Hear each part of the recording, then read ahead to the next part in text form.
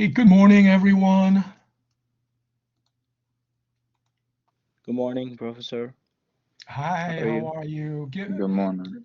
Good morning. Good morning. Good Let me morning. share my screen with you. I'm just in the middle of, yeah, I'm sharing my screen. And also let me adjust my volume. It's too low now. So let me make sure it is like 50. All right. So um, I wonder if you can see my profile picture. You can also use your profile picture. All you need to do is you see this gear icon here, gear icon. If you click on that, and there you can upload or change your profile picture. So, if possible, please use your profile picture if you don't want to be on a camera, right? Um, all right. Uh, Today is the first day, and in the last few days, you must have received my emails, a series of emails.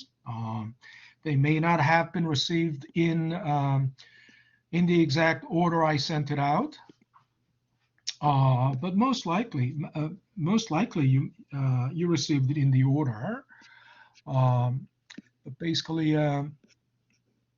the let's see, we have looks like I have 10 people in the collaborate. Let me also point out, let's just, you need to also, the first thing you need to do is to establish your physical proof of attendance, right? So I see 11 here, 10 people here, 10 people here. The numbers are matching. The numbers match, so that means everyone in the discussion board is here. Um, but we have like 25 people on the roster, so we're still missing 15. I see 11 now, still missing 14, and and if they are, um, I don't know if their excuse is, I didn't know where to go. Uh, I don't think that's a good excuse because over the last, uh, at least over the last, 4 or 5 days, you've received all these emails, right? Which are basically found in the announcement. So the first email you received was the greetings from me, and which also explains, how the class will be conducted. And the second one is the class protocol, and it says, exactly what to do when you log into Blackboard. First, go to the discussion board and establish a firm physical record of your attendance, and also also about the lecture videos. Um, all the lecture videos are made available at least 3 days in advance, so you can watch it, study them, study them, and come to the collaborate prepared for the discussion. Okay, so and then yeah, that's pretty much it. And the if you have any issues, you can send me email, but send it only to my Yahoo account. And then the next thing is, course information. I wanted also in one of those emails, I specifically asked you to check out this page because you will find the syllabus there. And of course, the PDF file, until last semester, PDF files didn't open like this. You had to download it. But now you can just, preview it like this, but you can still download it. You can still download it because if you preview, okay, it doesn't give you the full. So first of all,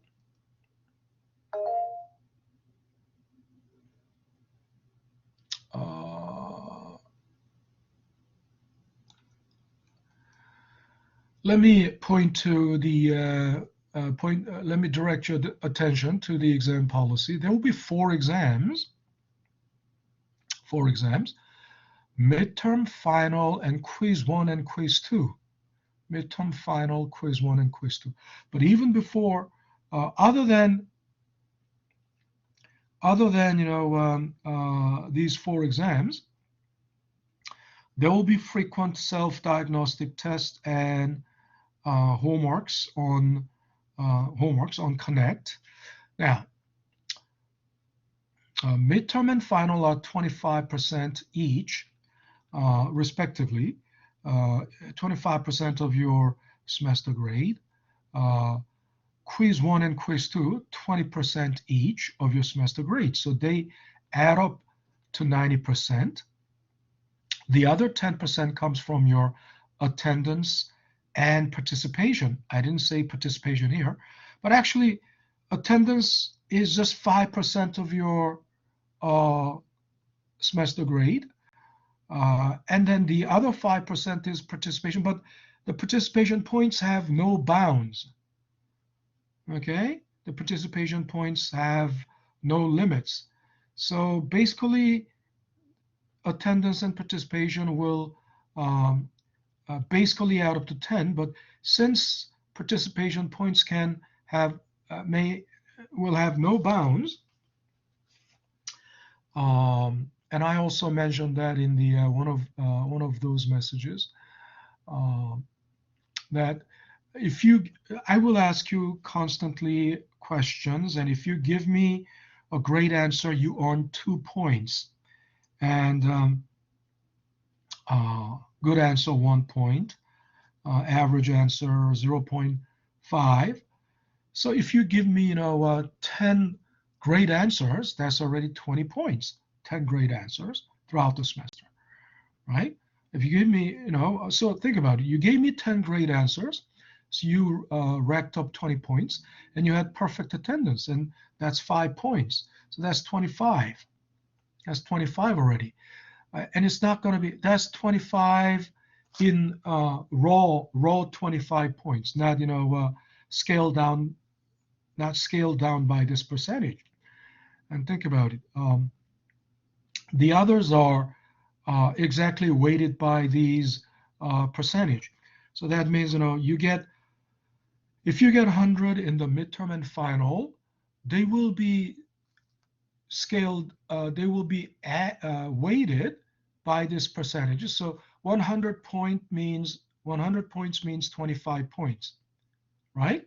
If it is midterm or final, and 100 points in quiz 1 and quiz 2 simply means 20 points in the entire semester grade. So therefore, but then attendance and the participation doesn't have any weighting or scaling. So if you, let's say you completely messed up midterm, so then it will be 0, right? 0. If you messed up completely or whatever, you got 20 points in, and in the, you did pretty bad in the midterm, you got 20 points, then weighted by 0.25. Think about it, 0.25 times 0.25 times 20, that's going to be only, like 5 points. But then what you messed up, what you missed in the midterm can be more than compensated. It can be more than compensated for by participation points. And as I said, if you gave me 10 great answers, That's already 20, and with perfect attendance, 25. So then, 25 will that 25 will replace, right? Not replace, but with that 25 points, um, your midterm is fully compensated, right? It will be fully compensated for, and you'll still have 5 points left, right?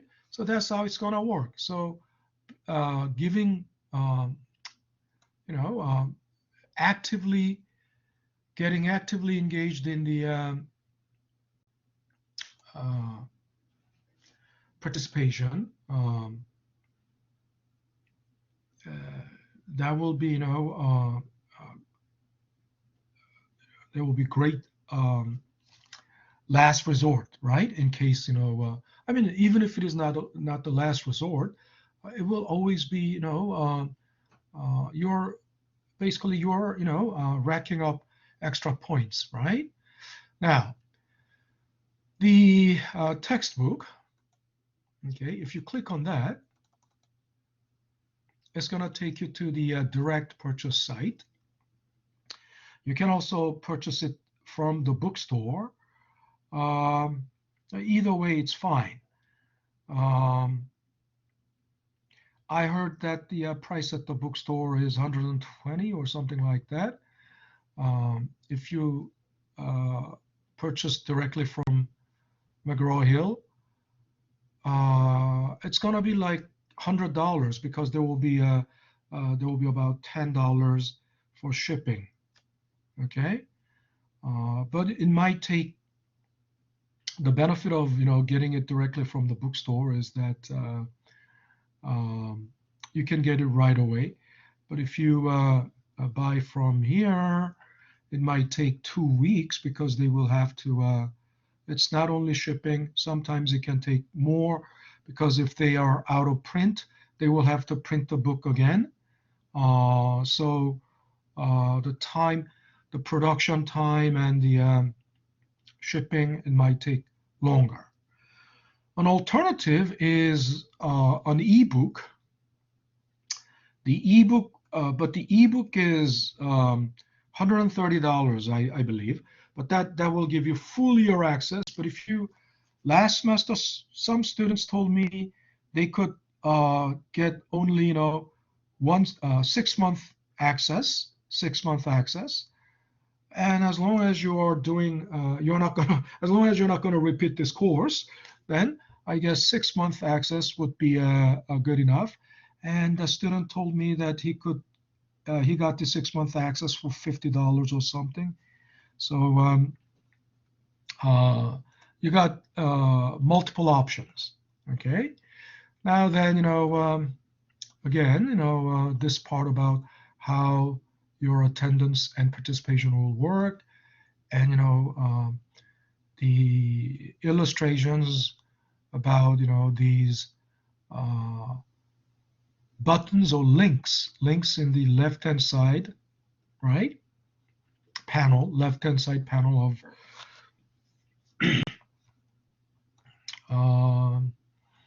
okay, and then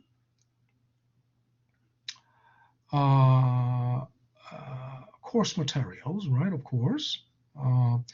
Right now, you can see only one folder, one topic, because there are actually all the topics, all the folders already built in there, but they are just not visible to you yet.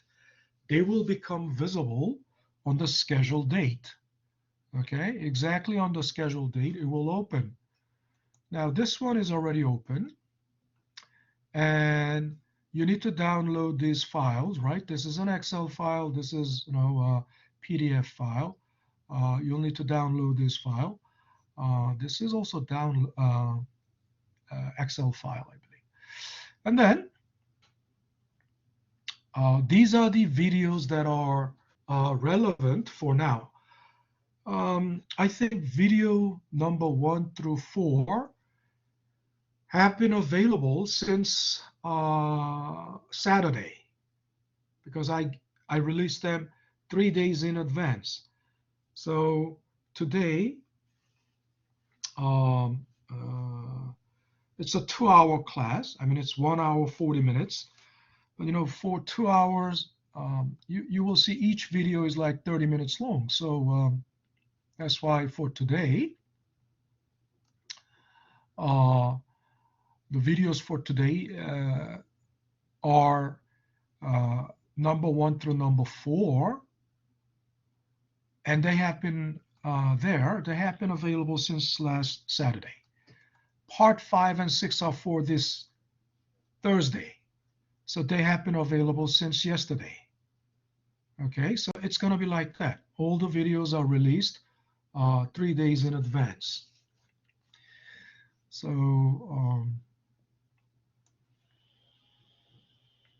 Thursday, because we have only 1 hour class. And I already talked about the discussion board. So today, okay, I see more people now. I see 16 people because, first 2 are mine. So once you log in to, so this is like the sign-in sheet, right? And this is indisputable. This is indisputable physical proof of your attendance, and your digital footprint. And once you sign in, you gotta check out today's, lecture. And this is nothing new because you first 4 videos have been there since last Saturday, so nothing new, but it's telling you more. It's basically giving you an idea of what today's lectures are going to be. Videos part 1 through 4. So that means also on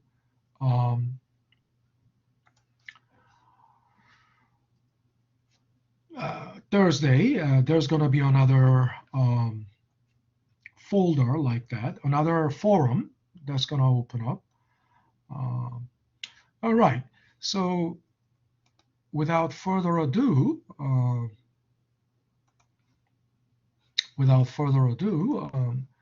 let's see. I see how many people here, 16. So I have everyone here. So yeah, Nina Morales, do you have a question, Nina? Yeah, I did. I didn't know how to do the attendance part, but I just figured it out. Okay, good. Well, I guess since I see 16 people, 17 people here and 16 there, so yeah, you need to, yeah, Luis Limas. Luis, yeah, go ahead. Hello. Yeah, hi, Luis, go ahead. Okay, so my question is, we have to watch the videos beforehand, and then we come in here the day of to discuss the video, or? Right. Okay. And to ask questions, if you, in other words, my emails that were sent out earlier clearly states that it's like pre-assigned reading. You have to, so in any class, they will, especially if it is a seminal class, they will assign the readings in advance. And then you have to do that reading assignment and then come to class. Then you can participate in the discussion. Otherwise, you'll be lost. If you don't do that, you get lost. And then, if you haven't studied it ahead, then it's going to be difficult to earn any bonus points, when I ask questions, right? All righty. So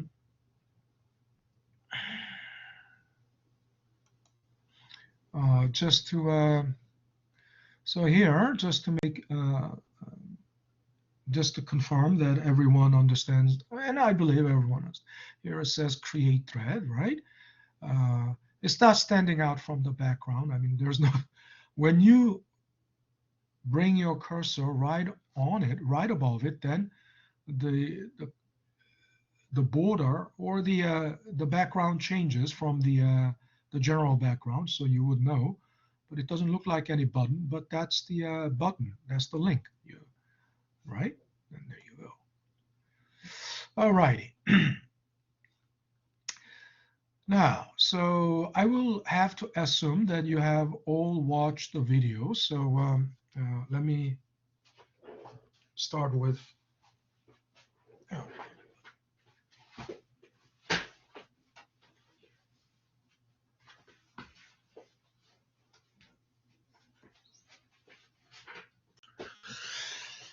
Let me start today's discussion. So the first thing that you saw there in the video is, and this is the topic of this first topic, right? Topic of the first lecture, ROI, return on investment, right? And the return on investment is the basically rate of return, right?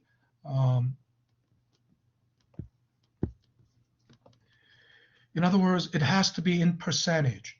That's what it means, rate of return, right? It has to be expressed in percentage. If you think about it, the reason you are studying finance, or the reason you want to get involved in finance, is because of the return, right? And you want to maximize the return, right? If possible, this is the goal, to maximize return. But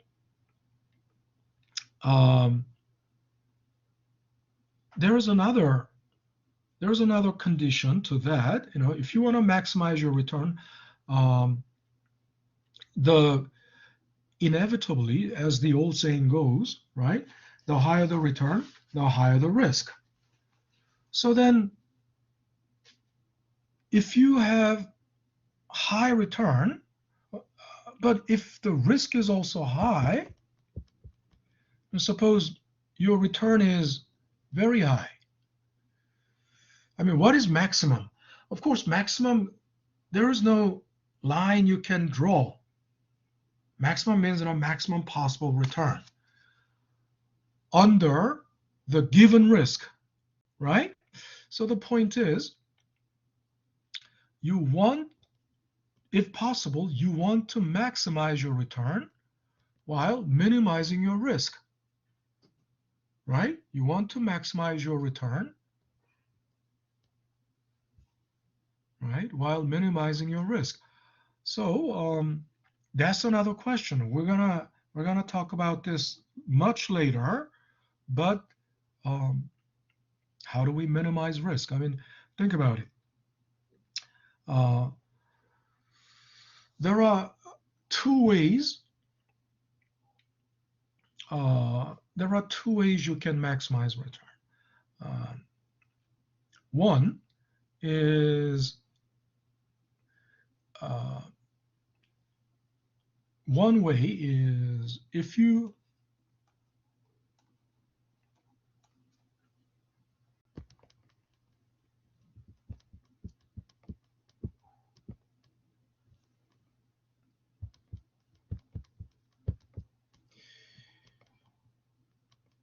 get a high return while the risk is constant, holding the risk constant, right? In other words,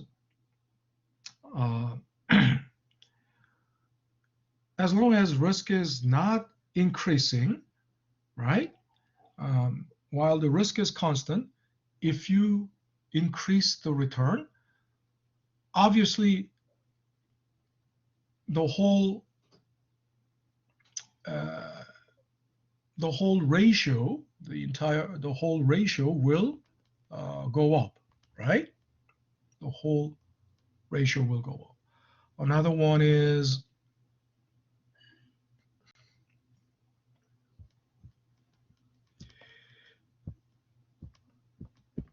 if it is hard to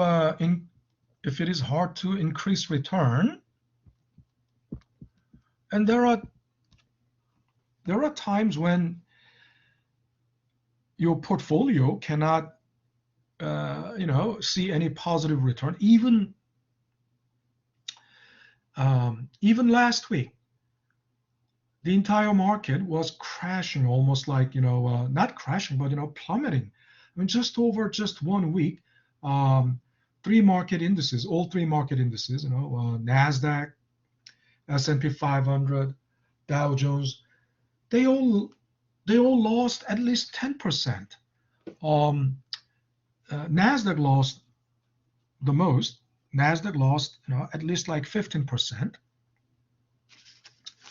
But when they go up, NASDAQ goes up the most also, because NASDAQ is the most, volatile of the three. And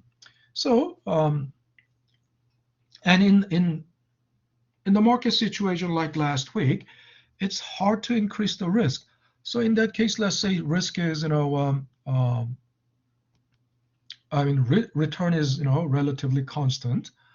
Then what you can do is you can, if possible, if this is possible, and it's a big question if this is possible. If this is possible, if you lower the risk, then the whole fraction, the entire ratio will still go up, right? So it's just one of these two ways. But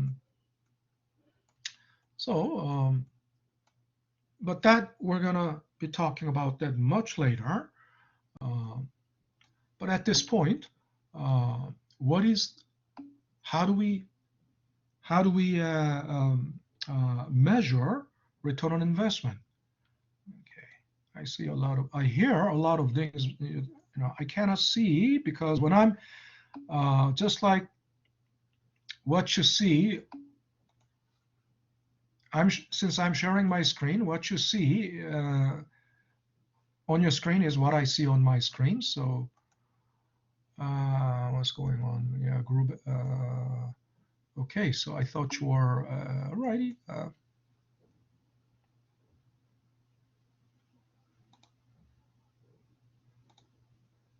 All right. So the first thing in the video was that how do we measure return? And no. The model was basically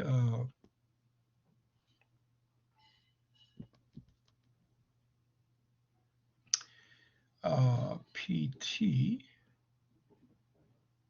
minus P0 plus sum of all the cash flows over P0. So what does this mean? Now think about it. P means price, right? And the subscript means, subscript represents the time. They are time subscript. They are called time subscript. So they mean the time marker. They are the time marker. So think about it. Suppose you're buying a stock as an example of financial asset, right? Suppose you're buying a stock, and the stock price. So when you buy the stock, that point in time is time zero. So let me put this on a timeline.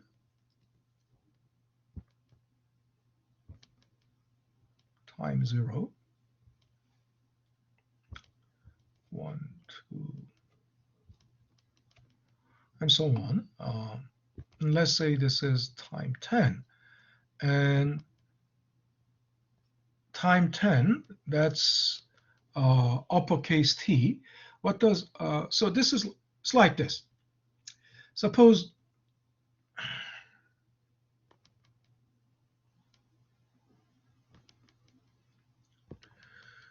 you bought a stock in at the beginning of 2001, okay, and held it until the end of 2010.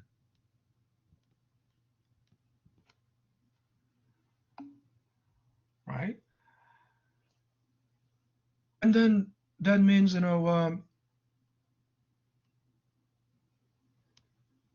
from beginning of 2001 to the end of 2010, that's called holding period, right? Holding period.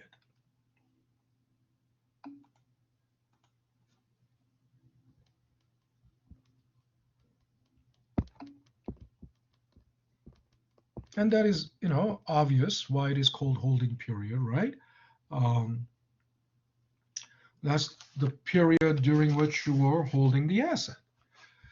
So, and let's say the price at time 0 was, let's say, $100. And at the end of 2010, right, which is the time t, uppercase T means, terminal time, because that's when you sold. That's the terminal time for your holding period, right? So price at time was, let's say, 250. Okay. So obviously, to calculate return, then you will have to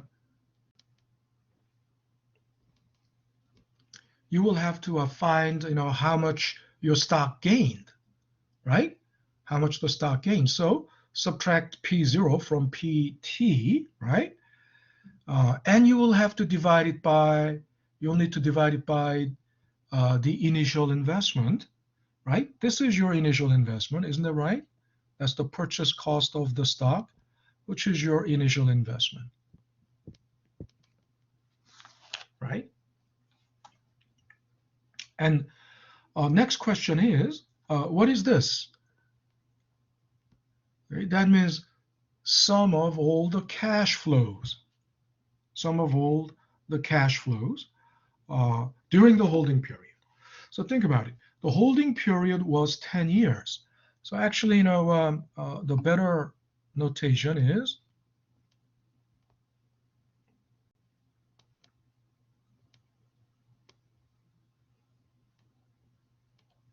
or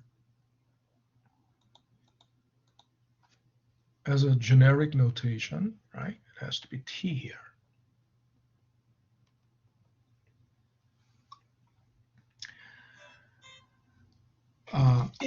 So what's this additional cash flow? Now think about it. Stocks pay dividends. Okay, stocks pay dividends. Like interest payment on the loan. For example, if you lend money, you receive interest, right? But interest is an obligation. It's a legal obligation. If you don't get any interest, there's no point in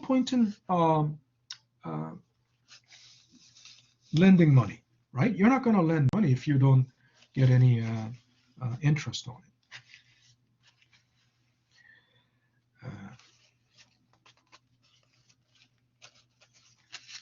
However, dividend is not a legal obligation. Dividend is not a legal obligation. Why? Dividend depends on the company's profitability. If the company is making a lot of profit, the company is in a better position to pay dividend, because dividend comes out of the profit. But if the company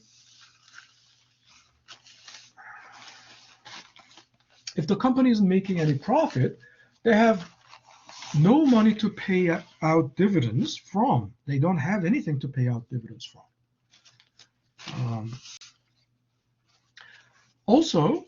It also depends on the company's growth status.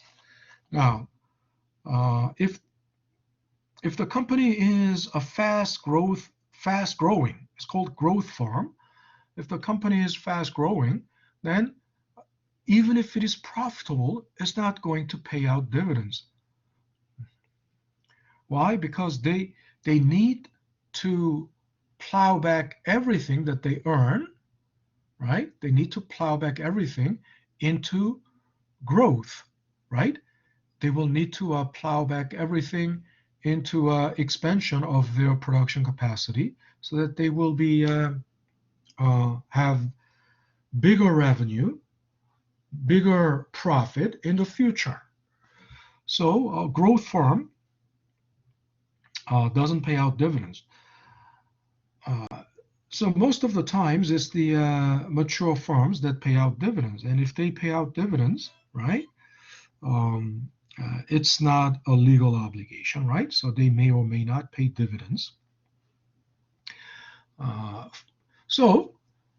In case of stock, the better notation is, rather than this cash flow means, okay, I'm not going to, I'll just leave it like that. And then the better notation is actually then, this is dividend. Okay, in case of stock, it's dividend. So now, let's add another assumption here. So the dividend during these 10 years was on average $20. Okay, on average, a year, right? Now, does anyone know how often the companies pay dividends? Anyone? If they pay dividends, how often do they? Huh? Depends, no? Monthly? Is it monthly? No. If they, I Every said 6 months. every what? 6. No. 4. No. Every month. Is it whenever the quarter is finished? Whenever their what is closed? The business year ends? No. Anyone else? Well, okay, there's no, Hello? there's no penalty for not answering it correctly. Is it quarterly? Yeah. Who said that? Lewis. Okay, Lewis, you get 0.5 for that, Lewis. Yeah, let me get those points. They pay out dividends quarterly. And once again, I said if they pay out dividends, if they do pay out dividends, so it depends. That doesn't, the answer like it depends. That answer, such an answer would be, already violating the assumption, right? The assumption was already if they pay dividends. So, okay. So Luis Lima, right? Yes.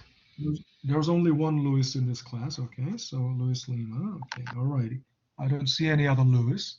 So Luis, you got, and today is February 1st. All right, so you got 0.5. Yeah, they pay out dividends quarterly, right? So that means, in reality, there will be 40 dividend payouts, right, over 10 years. But again, I said $20 a year. What does that mean? Then it's like on average, it's like $5 per quarter. $5 per quarter, right?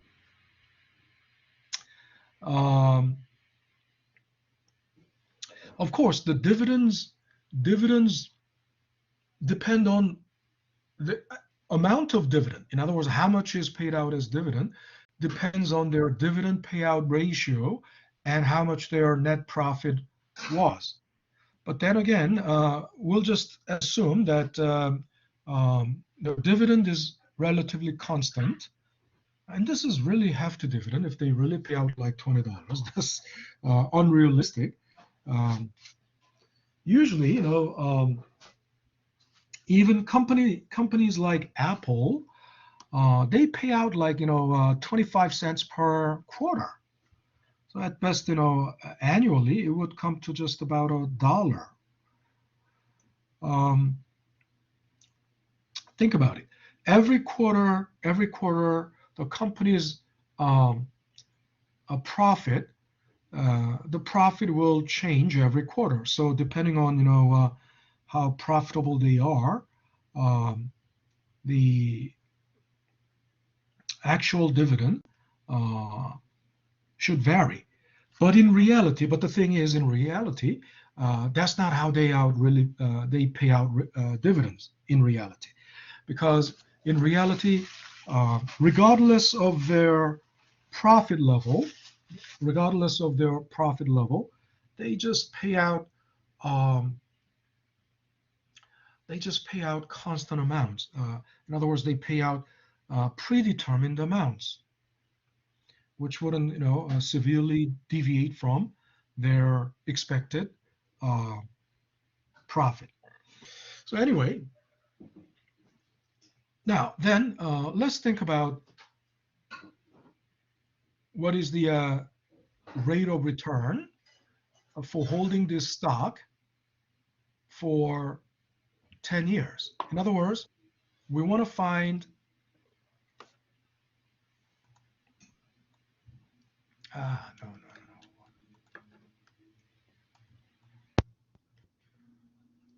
So maybe, okay, so I better do it here. So we want to find rate of return during this holding period. So it's also called holding period return. Holding period return, right? Or ROI. Rate of return or return on investment.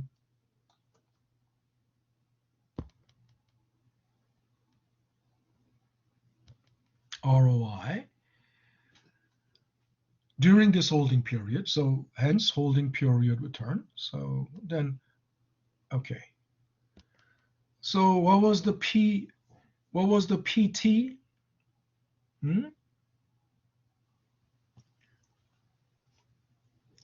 We'll just plug in the numbers. Price. Right? We'll just.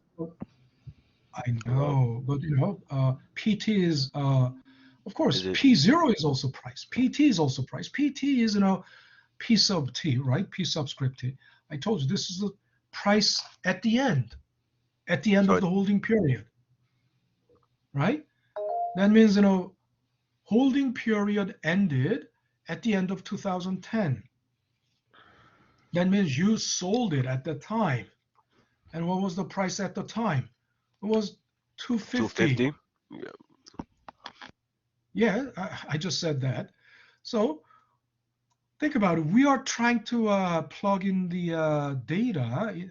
We're trying to plug in the number into this formula,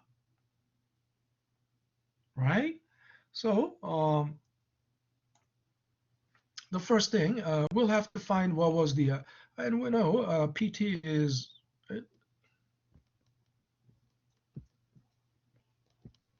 250, and then we'll have to next is what we'll have to subtract our the price we paid for, right? The price we paid for this stock. What was the price we paid for this? What was the price we paid? 100. 100. 100. Yes, P0 is 100, right? P0 is 100, and then this is called capital gains. Okay, in other words, so we just did this, okay, and literally that in our example there was an appreciation, right? There was an appreciation of our capital value, isn't that right? Hence capital gains. Sometimes it's not necessarily capital gains all the time. Sometimes you can have capital loss. And capital, of course, 10 years later, maybe stock plummeted, right, at that point. I mean, it was going up all the time, and then right before you sold, the stock started to decline. And sometimes, people lose a lot only because they were not they panic and sell at the wrong time. If they waited out that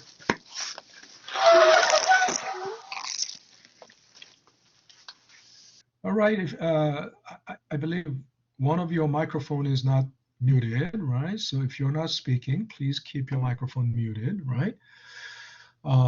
Sometimes, if you sell at the wrong time, right, which is, the time when you panic and then you sell, and you just solidify your loss, right? Just like, last week, a lot of people panicked and sold. That's why that's the reason the market was pulled down all the more.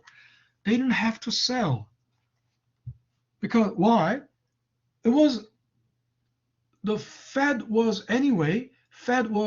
going to raise interest rate, and that was already, and they said they're gonna start raising interest rate from March, and that's nothing new, right? The FOMC meeting last week, January 24th and 25th, I believe, that Federal Open Market Committee meeting, that was, even before that, even from like November last year, October last year, the market already anticipated that the Fed will announce tightening, right? Already, sometime in March, sometime around March this year, and that anticipation was already, already in the market, even in October, November last year. So that was nothing new. It was nothing new. I mean, it's not like a shock. It's not like, what? I, never knew that. I gotta sell now. I mean, it was not a situation like this. But even before that Fed, announcement, the market was rallying. The market was, going up like, still at a very solid pace. And although the talk about inflation has been around already since last year, still market was doing well. And then suddenly, with the FOMC meeting, they started to sell like crazy. That's a panic sell-off. But there was no reason for any panic because it wasn't unexpected, right? The market should have already reflected that anticipation of rate hike already since, like last October, November. And then there could have been, soft landing, not a hard landing like, last week. But still, there's no reason for hard landing because the economy is still strong. In other words, the unemployment rate is very low. Unemployment rate. So in other words, whoever is able and willing to work are all working, and the wages are going up. Of course, one of the reasons for inflation, one of the reasons behind inflation is the wages and prices going up. But then inflation, I'm going to talk about that later. Inflation is not necessarily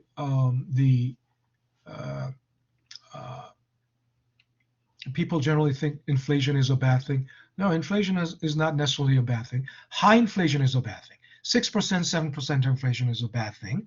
But 10%, 2-3% inflation is not a bad thing. It's a inevitable companion of growth. And then, although there is still supply chain this shortage or disruption, some concerns about that. But the economy is still has room for growth. We just don't have enough people, enough workers to fully realize that potential. I mean, there's still a gap between the potential GDP and actual GDP level. That means the economy is not at its full potential. So the economy is not really that bad. Economy is not bad at all.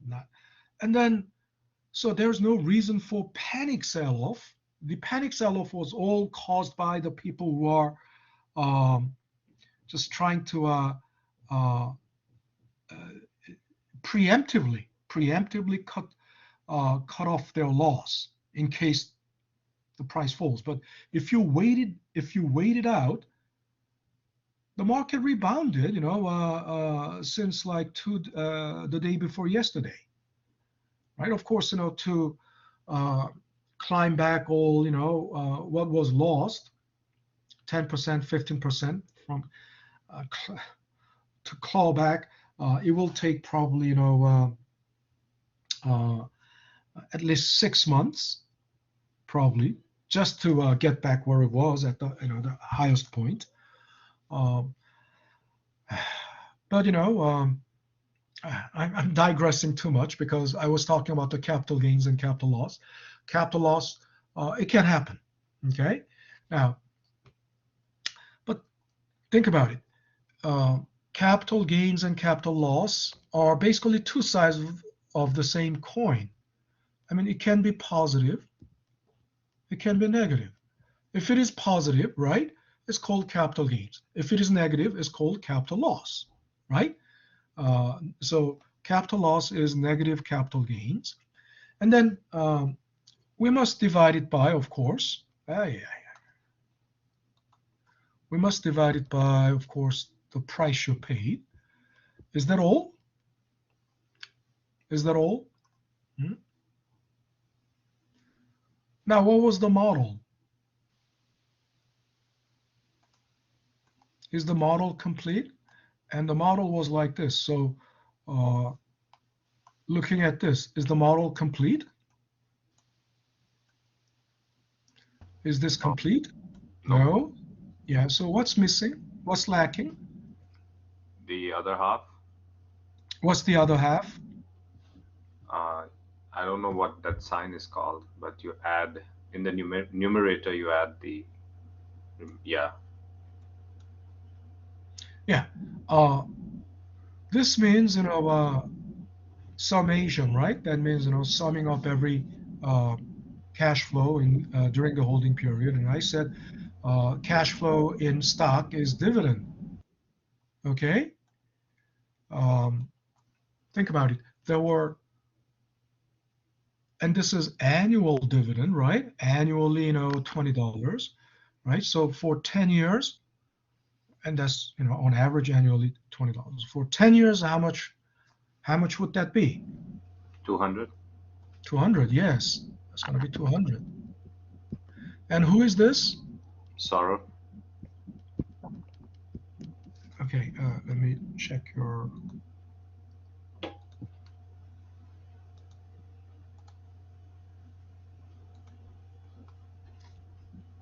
Okay. Oh, Saurav Dylan. Okay. Saurav. Okay, Saurav, you got 0.5. Yeah.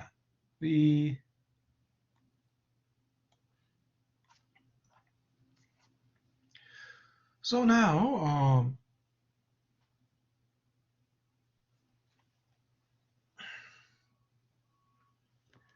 let's get to the, I mean, that's not, then it's not difficult to calculate the return this time.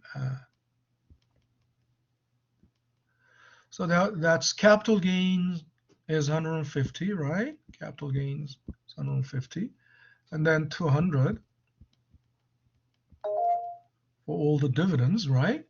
Over 100 over 100. So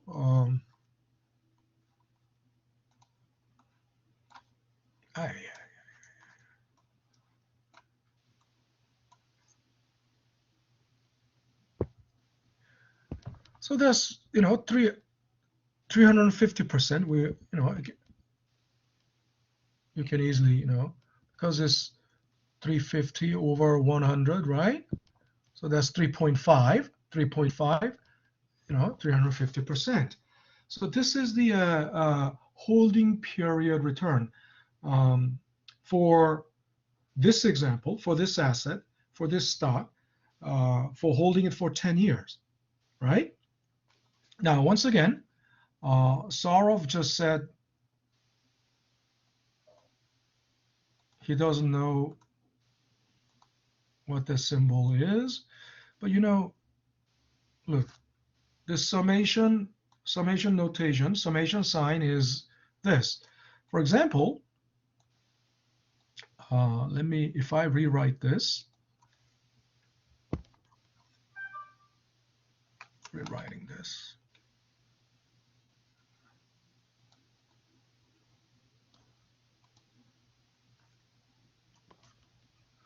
If I rewrite this, right? P sub t minus P0 plus. Now, we had 10 dividends, right? We had 10 dividends over 10 during this holding period. So if we do not use this notation, it will simply be, you will have to write it like this. Dividend 1 plus dividend 2, dividend 3, and you will have to do this.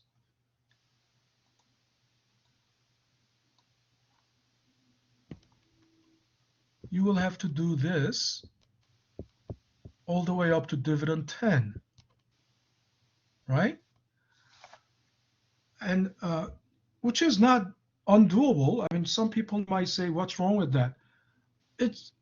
There's nothing wrong with that. There's nothing, critically wrong with that. But this is inefficient, right? Don't you think? It is inefficient. Whatever is inefficient is not very smart, right? And in our example, our holding period was 10 years, right? What if our holding period was 30 years? Are you going to do this for like 30, all the way from 1 through 30?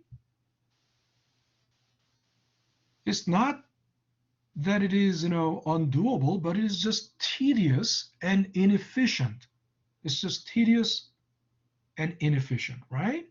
So that's not a very smart thing to do. That's why we use, we put it all into a nice compact notation called, sum, right? That's called summation notation, right? Summation sign, sum.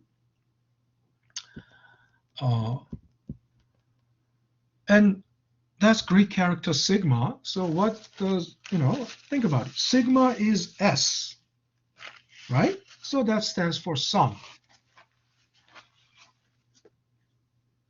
That's uppercase sigma, of course. Lowercase sigma is like this, but the uppercase sigma, right? So if we do it like this, simply we put, a time subscript there, and at the bottom, that's where you're starting from.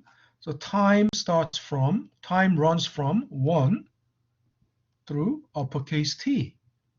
And in our case, uppercase T is, 10 in our example, right? So that simply means, this, right? It simply means this. So that way, we can represent any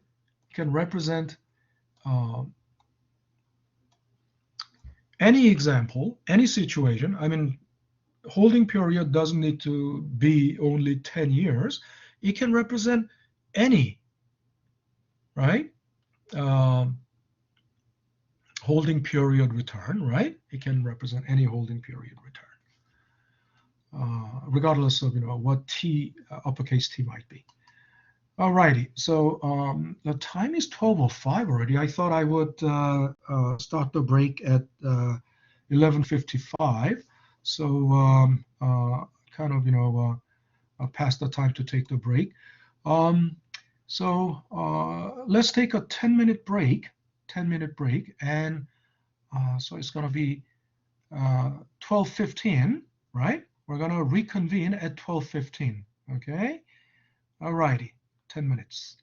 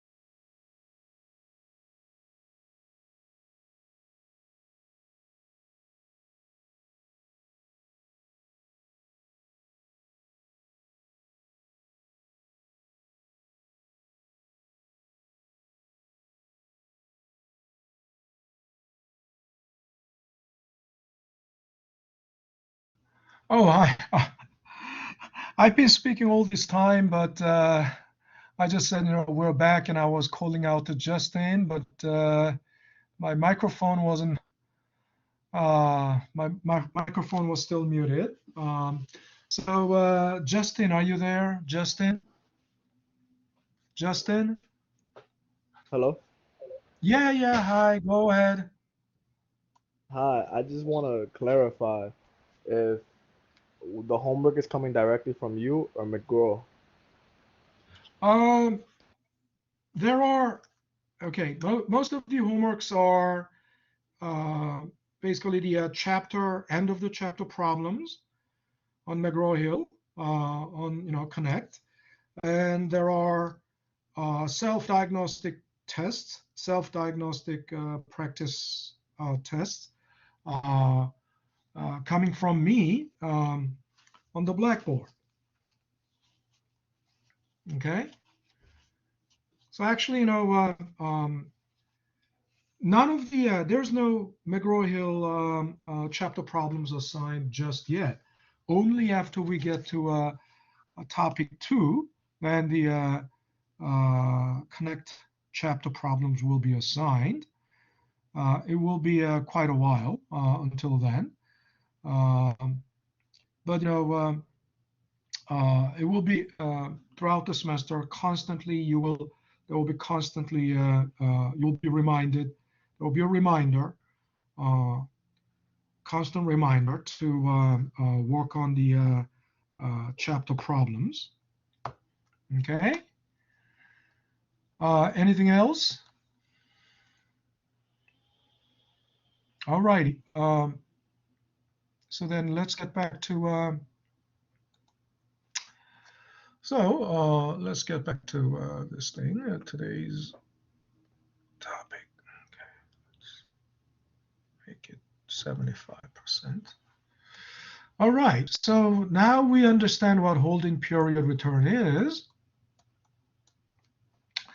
But then holding period return will be very useless when you're comparing 2 different holding periods. It won't help that much. For example, you did, let's say,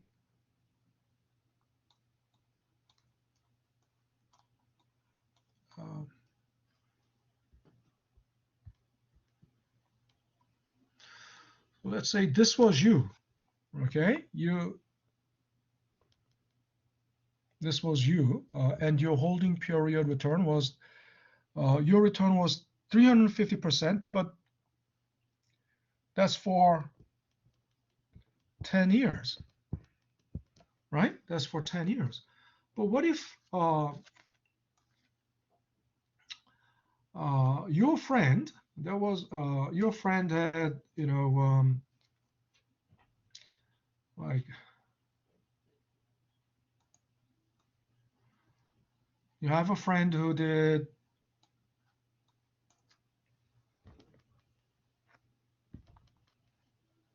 like, let's say what,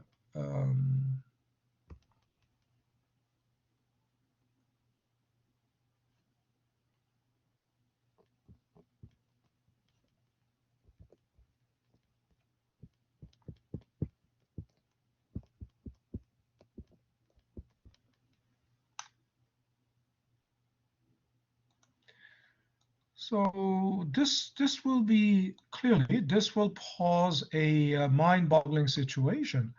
I mean, how would you compare these two?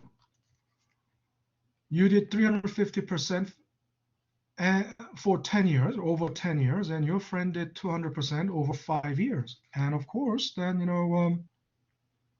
you might think, I mean, just by the number, 350 is of course greater than 200, but then in this case it was just for 5 years, and in your case that was for 10 years. So some of you may just quickly jump into the conclusion, if it is for 5 years over 10 years, that must have been 400%. No, first of all, is this is this logic flawed or not?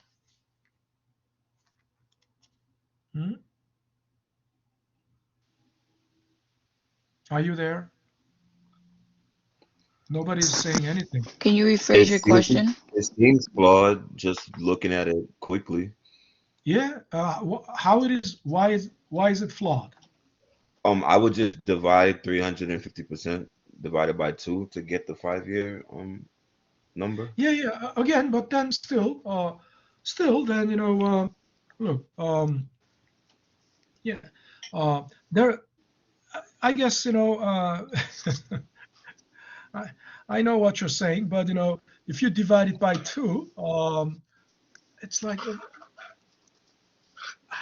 that. Okay, it's better than this Like actually. just The quickly logic. looking at it, I would just say it would be Mhm, 175, like Yeah. just 5 and 10, yeah. Yeah. But it At this doesn't really point, depend on that. It depends on how the stock is moving. Like it can stay at a low price for a certain percent of years and then one day it'll just boom. which one? For which one? I'm For talking which one? about any stock. Like it can just be Yeah. steady at a low That's true. price That's true. and then someday it That's could just true. boom. Sure, that's true. In general, that's true. But this one is over already. This one is over. This has a it's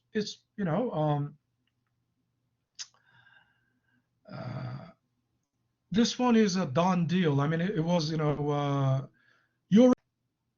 right? You already sold it, so this is a firm record. I mean, you cannot change this record, right? Because you already sold it. There's no way it will change because you already sold it, right? Your holding period for 10 years was 350. This one, yeah, let's say this is already done, right? This was already, I mean, your friend also sold it after 5 years and he got 200. But then, uh, let's say, I mean, he just sold it this year. Is it because he didn't get as much dividend or cash flow as you did? No. I mean, he got all the dividends for 5 years. He got all the dividends for 5 years, right? So, I mean, where in the assumption was there any clue that he didn't get any dividends? I mean, I'm comparing basically, the flat results from, you holding it for 10 years and you got 350%, and under the same conditions, right? I mean, meaning that he also got his dividends. I don't know what dividends he got, but he got dividends for 5 years. So his holding period return also satisfied. His holding period return also satisfied this model. Okay, but then it's difficult to compare who did better. And when you say, my question was, if you say that this one would have been better, why? Because if he held it for 10 years, then it must have been 400%, right? You might say that.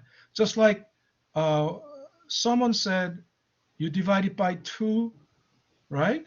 Then 5-year return must have been 175. At least that logic is pretty much like, if you multiply this by 2, then it must have been 400%. So he must have done better.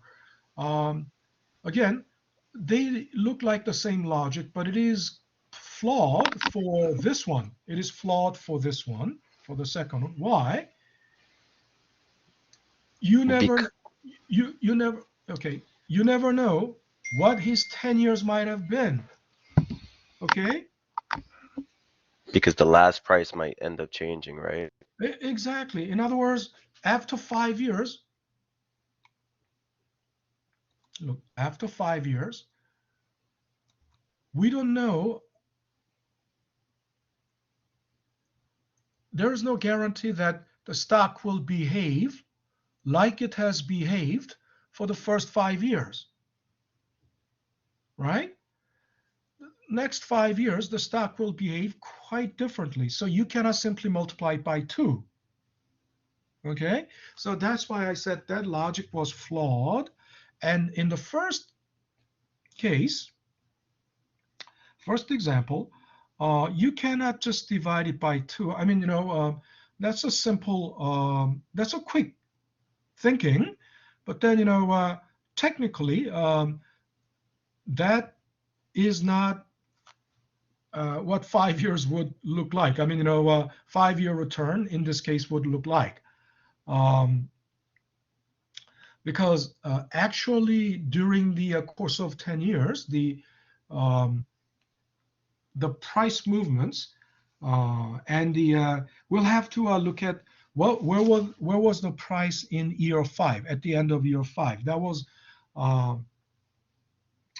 without that information, you cannot just, of course, as a rule of thumb, you can say, well, if it was 10 years, if 10 years return was like 350, 5-year return must have been like, half of that. It's just a rule of thumb, but that's not technically a correct way. Now, so then how do we compare two different investments or two different holding period returns when the holding periods are different? That's why we need to use, annualized return, annualized, right?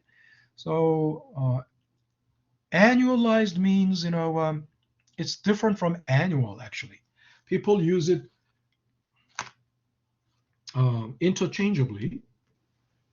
Usually that's due to confusion. They use the term annualized and annual interchangeably, but mainly because of confusion. But annualized and annual are actually different. Now, annual means,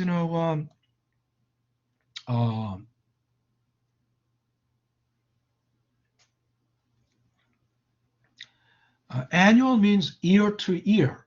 For example, over 10-year period, over this 10-year period, right? In our example, in this example, over this 10-year period, right? The price movement may have been, let's say, what was the price at time 1? What's the price at time 2? What was the price at time 3? And so on. And the price, the price must have been all uneven all throughout these years. And the return in year 1 must have been different from return in year 2.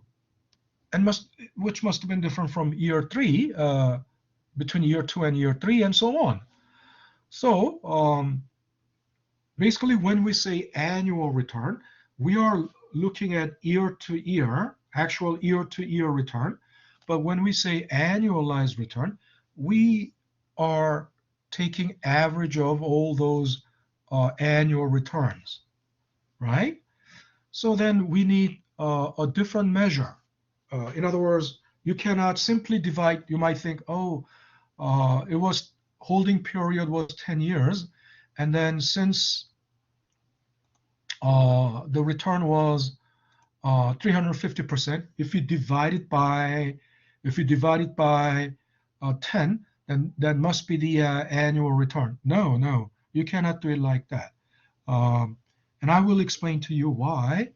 But first of all, let's think about this also.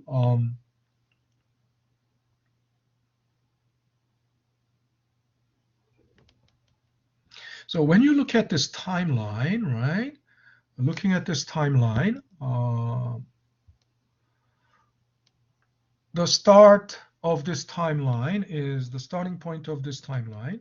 Hey, no, that's not it. Starting point of this timeline, time 0, is beginning of 2001. And from the beginning of 2001 to the end of 2010, that's exactly 10 years. Right? Makes sense? This is the beginning of 2001. and this is the beginning of 2002, but also it's the beginning, it's the end of 2001. Isn't that right? Everyone? Yeah. Yeah. Think about it. End of last year is the beginning of this year.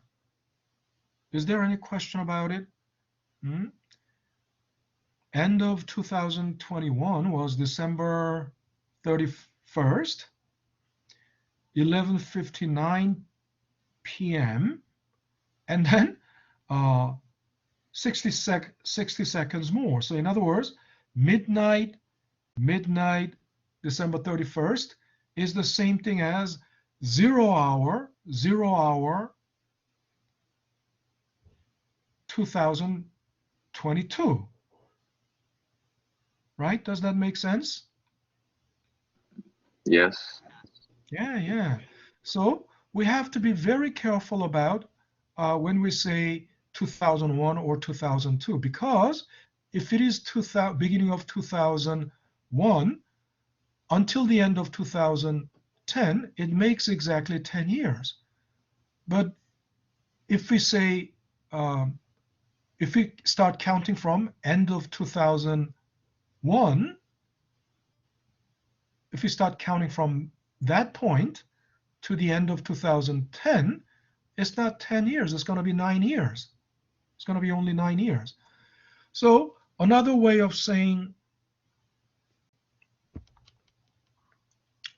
time zero is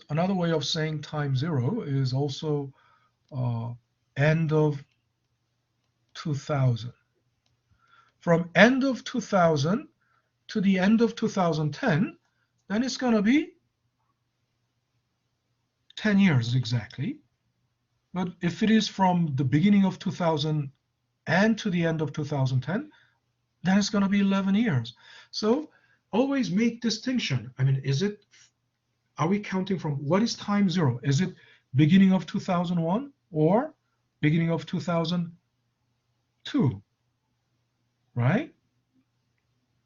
And if you want to make it exactly 10 years by ending with 2010, then time zero is the beginning of 2001. Okay, so all right, so keeping that in mind, so annualized return, how do we think about it? Once again, to understand annualized return, we are annualizing the annual returns. That means we cannot so we need to average the annual returns. Right? So average of annual returns.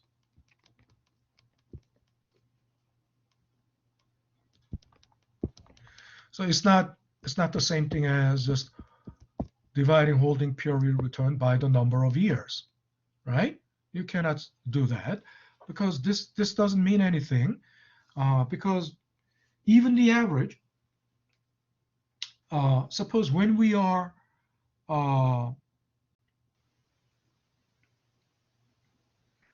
holding period return is not the sum, it's not the sum of annual returns, right? That's why. And when we say average, we have to make a clear distinction between, you may have never thought about it, and if you have already watched the videos, you would know there are two different averages. Simple average, which is also called the same thing. It's the same. Arithmetic average, or simple average. And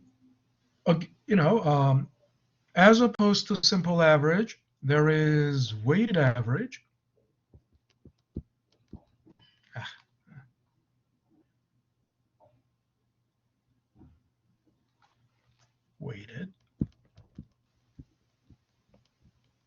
weighted average, and geometric average.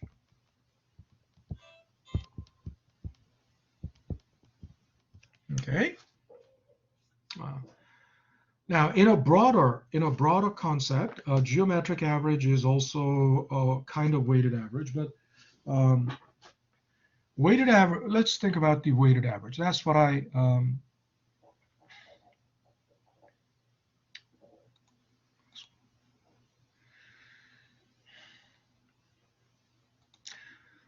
explained in the video. But just to where is my folder?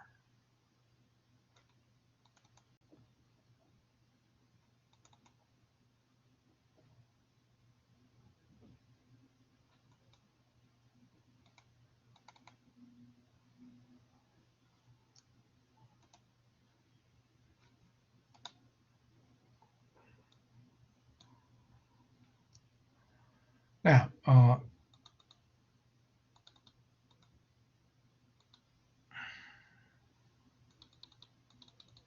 so here's a good example of weighted average. We're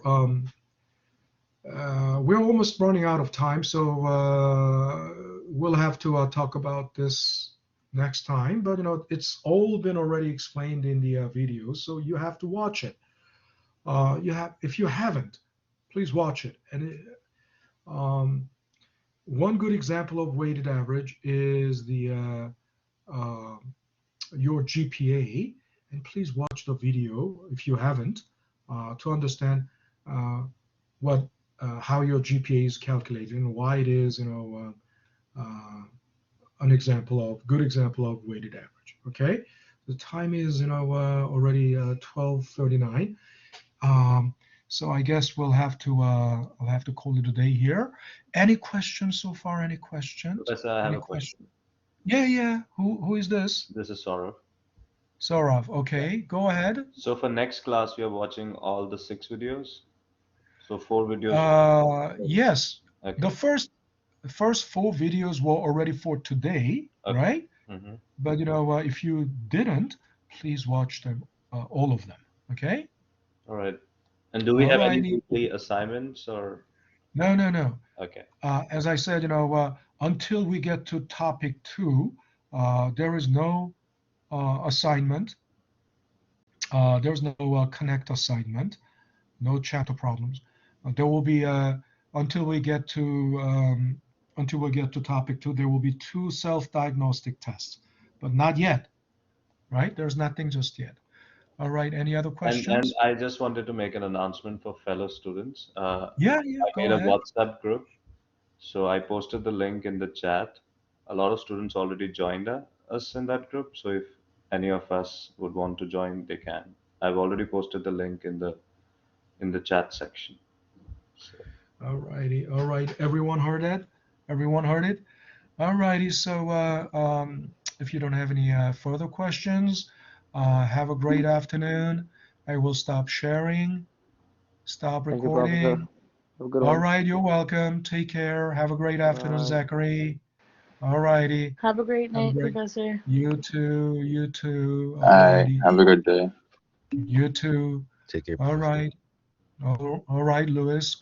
Have a great afternoon. All righty. I'll stop recording.